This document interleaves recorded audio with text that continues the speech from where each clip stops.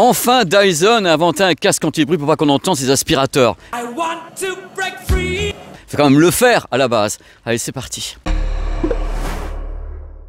Bonjour, bienvenue sur ma chaîne YouTube PP World pour une news high-tech. Je me suis dit cet été, je voulais pas trop travailler, je voulais juste faire des petits vlogs, voyages, trucs comme ça. Mais les marques en ont décidé autrement, puisque des grosses marques, notamment comme Samsung, on verra ça après, et Dyson, lancent des produits pendant l'été. Regardez la bestiole, voici le Dyson On-Track. Alors, il y a déjà eu un casque Dyson qui a été lancé l'année dernière, le casque qui s'appelait Zone, qui était destiné plutôt aux gens qui voulaient fuir les acariens, la pollution, les allergènes, tandis que là, cette fois-ci, c'est le premier casque audio entièrement pensé, réalisé par Dyson pendant 3 ans de cogitation, qui est réellement un vrai casque audio, c'est-à-dire un vrai casque audio sans en effet la visière pour se protéger des allergènes et du pollen. Donc là c'est vraiment une grosse nouveauté. On se dit toujours pourquoi est-ce que Dyson fabrique un casque audio? Là c'est tout simple, ils sont habitués à travailler avec l'air. Et là ils ont en effet travaillé sur le mouvement, le déplacement d'une membrane en créant ce casque anti-bruit On-Track dont je vais vous parler un tout petit peu, mais attention je dis bien un tout petit peu parce qu'il y aura un test à la rentrée avec des mesures et tout tremblement. Donc je vais vous dire un peu ce que c'est. Ce casque, je vous donnerai le prix à la fin, c'est comme la surprise finale. D'abord, regardez un petit peu le design. C'est un casque particulier parce qu'il est vraiment atypique. Il y a notamment ici ces surfaces qui peuvent être changées. Il y a 2000 combinaisons possibles, vous voyez actuellement à l'image, 2000 combinaisons pour pouvoir changer les couleurs. Donc le casque fait quand même 451 grammes, c'est un des casques les plus lourds que je connaisse dans cette profession pour un casque anti-bruit grand public, parce que vous avez en haut du casque, ici, les batteries. En général, on met les batteries ici et tout. Non, ils ont mis les batteries, 2 batteries ici pour avoir une super autonomie. Ce qui fait que le casque est quand même super équilibré, même s'il est lourd. Ça fait qu'on peut oublier que le casque est sur les oreilles, même s'il pèse 451 grammes. Dans la conception de ce casque, comment s'y est pris Dyson? C'est tout simple, ils ont créé leur propre driver, donc les haut-parleurs, les drivers de 40 mm qui fonctionnent sous 16 ohms. C'est eux qui les fabriquent. Ils ont donc une usine qui fabrique ces produits pour eux, suivant leur cahier des charges. Et pour la réduction de bruit numérique, il y a 8 micros à bord. Avec un algorithme signé Dyson, parce qu'ils m'ont dit, on verra après, ils ont créé le produit de A à Z, et même qu'ils avaient pensé le Zone. Moi j'étais impressionné quand j'ai été voir les gars, ils m'ont dit, nous on l'a pensé de A à Z. J'ai dit, vous n'êtes pas une marque d'audio, dit, nous on a suffisamment de chambres sourdes, suffisamment de travail possible par les ingénieurs pour créer un casque audio. Donc dans l'espoir de Dyson, au niveau du nombre de micros, la conception du casque, ils disent on va essayer d'obtenir une réduction de bruit de 40 dB sur la plupart des fréquences. Ce qui est compliqué, je peux vous le dire. J'espère qu'ils vont réussir, mais ils ont l'espoir d'avoir 40 dB. Il faut savoir que la réduction passive est très importante. C'est-à-dire qu'on met le casque, même s'il n'y a rien d'activé, il est très bien fichu, bien isolé. On sent que les oreillettes sont de qualité, c'est un produit de qualité. Donc on sent que ça peut le faire. Alors il faut savoir que côté bande passante, ils sont allés fort aussi, parce qu'en général, ce type de casque, on peut dire qu'on commence à 20 Hz au niveau de la bande passante. Eux ils disent qu'ils commencent à 6 Hz. Donc à mon avis, ça fait boum boum. Il n'y a que du grave et de l'amour, mais que du grave surtout. On verra ça dans le test à la rentrée, mais ça fait boum boum grave, de 6 Hz à 21 000 Hz de réponse en fréquence sur ce casque Dyson anti-bruit, c'est assez ouf. Alors vous allez me dire comment fonctionne le casque. Bien sûr, il y a des algorithmes derrière, d'analyse. Eux ils disent on est les meilleurs. Non mais franchement, faut pas se mentir, ils ont dit on a créé un truc de folie dans nos laboratoires. Le son est analysé 384 000 fois par seconde pour justement avoir une réduction de bruit numérique rapide, qui n'est pas un moment de latence, vous entendez un bus qui passe à toute vitesse ou un bing, bang, vous avez comme ça une réduction de bruit immédiate.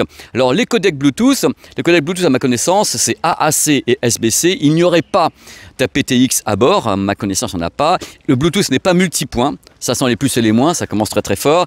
Il n'y a pas, attention, oui, il faut que je le dise quand même, parce que là on est quand même dans un endroit incroyable. On est au Jardin des Plantes à Nantes, donc je vais vous annoncer les bonnes nouvelles depuis ici, depuis cet endroit extraordinaire qui n'est pas un fond vert. Donc ils ne travaillent pas avec Dolby, donc il n'y a pas de système de head tracking, de trucs comme ça.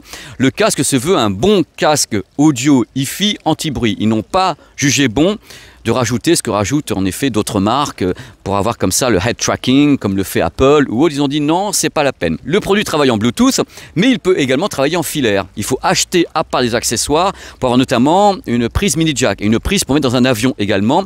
À ma connaissance, il n'y a pas de possibilité de faire rentrer le son en USB audio sur ce produit. Donc il n'y a pas de Bluetooth multipoint, il n'y a pas de USB audio, il n'y a pas de Dolby Atmos, il n'y a pas de head tracking.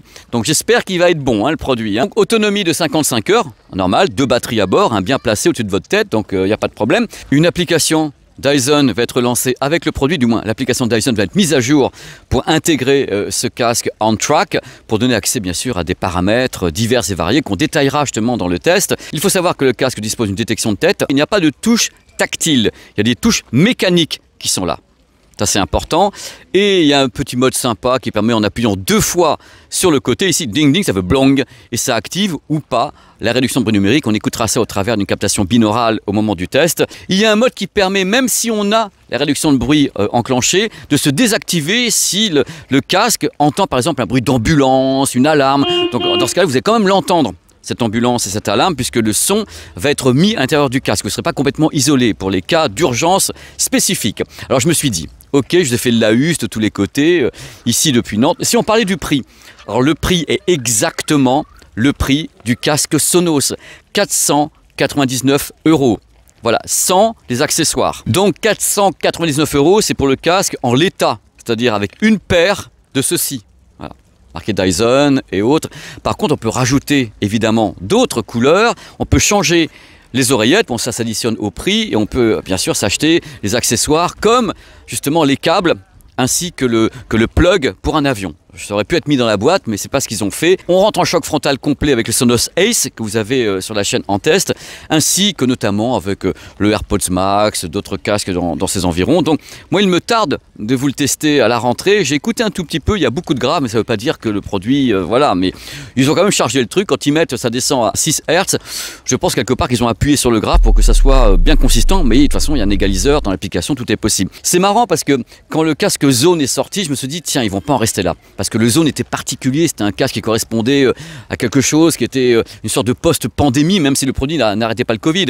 Mais je me suis dit, ils vont continuer. Ils vont continuer avec un produit en effet qui est plus léger, qui est entièrement conçu pour l'audio cette fois-ci, et qui vient s'attaquer en frontal avec d'autres marques. Mais ils ont une force de frappe terrible, hein, Dyson. Donc je pense qu'il va y avoir la promo, ils sont très forts sur le marketing, il va y avoir des trucs avec toutes les couleurs. Ils vont vous balancer des campagnes de pub de tous les côtés, et on en reparlera sur la chaîne. Voilà, c'est la fin de cette petite news d'été. Il y en aura une deuxième sur la gamme Samsung, donc les écouteurs, les Buds Pro 2, ainsi que les pliants, parce qu'ils ont lancé des pliants, des écouteurs. Il y a d'autres produits qui sortent cet été, mais on va rester là quand même un peu, et on en parlera un peu à la rentrée. Et après ces vidéos, il y aura des vlogs voyages sur le Japon, sur Hong Kong, sur la Chine, sur plein de trucs super.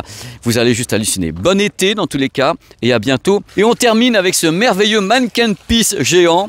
Le seul mannequin piece capable de se vider par tous ses orifices. On n'avait jamais vu ça. Ça fait partie des attractions qu'on peut voir partout. Du voyage à Nantes. Je vous conseille de venir justement dans la ville. Vous avez plein d'attractions comme ça, qui sont plus ou moins, dans ce cas-là, humides. Mais celle-là, voilà, était intéressante. Merci à Vincent d'avoir filmé, et à bientôt.